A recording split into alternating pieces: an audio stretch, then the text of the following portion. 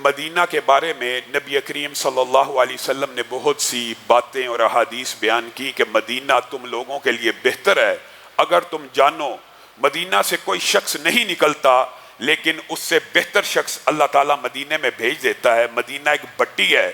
جو زنگ آلود دلوں کو مدینہ سے نکال کر باہر پھینک دیتی ہے، اور نبی کریم صلی اللہ علیہ وسلم نے مدینہ کے بارے میں دعا کی اللہ تعالیٰ اس میں دگنی برکتیں دے، اللہ تعالیٰ اس کے پھلوں میں برکتیں دے۔ نبی کریم صلی اللہ علیہ وسلم نے اس کے لیے دعا کی، اور اس دعا کی وجہ سے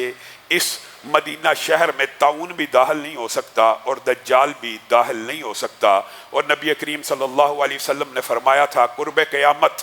اسلام سمٹ کر اسی شہر میں باقی رہ جائے گا، مراد ایمان سمٹ کر پوری دنیا کے اندر ایمان کے ساتھ نفاق موجود ہوگا، لیکن مدینہ کے شہریوں کے اندر ایمان اس وقت بھی خالص، ٹھوس، پختہ، مکمل ہوگا۔ اور محدثین مدینہ کے بارے میں نبی کریم صلی اللہ علیہ وسلم نے فرمایا یہاں پہ ایک ایک شخص ایسا ہوگا، ایک خاص محدث کے بارے میں بھی کہا کہ جس وقت وہ یہاں پہ درس حدیث دے رہا ہوگا تو کرۂ ارض پہ زمین کی دھرتی کے اوپر اس سے بڑا عالم کوئی نہیں ہوگا۔ اور یہ امام مالک کو فضیلت حاصل ہوئی، علماء کا اس بات کے اوپر اجماع ہے۔ اور اس کے علاوہ بھی مدینہ کے محدثین کا جو مقام و مرتبہ ہے، نبی کریم صلی اللہ علیہ وسلم نے ارشاد فرمایا جو بندہ مدینہ کے کسی باسی شہری کے ساتھ مکر و فریب کرے گا گھل جائے گا، ایسے جیسے نمک پانی میں گھل جاتا ہے۔ اللہ کی فرشتوں کی، رسولوں کی اس بندے کے اوپر لعنت ہو جو مدینہ کے اندر کسی بدعت کو ایجاد کرے یا مدینہ میں کسی بدعتی کو پناہ دے۔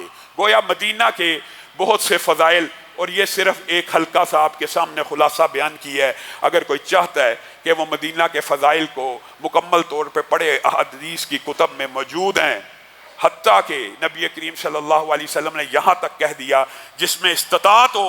کہ وہ مرے تو اس کو چاہیے وہ صرف مدینہ میں مرے،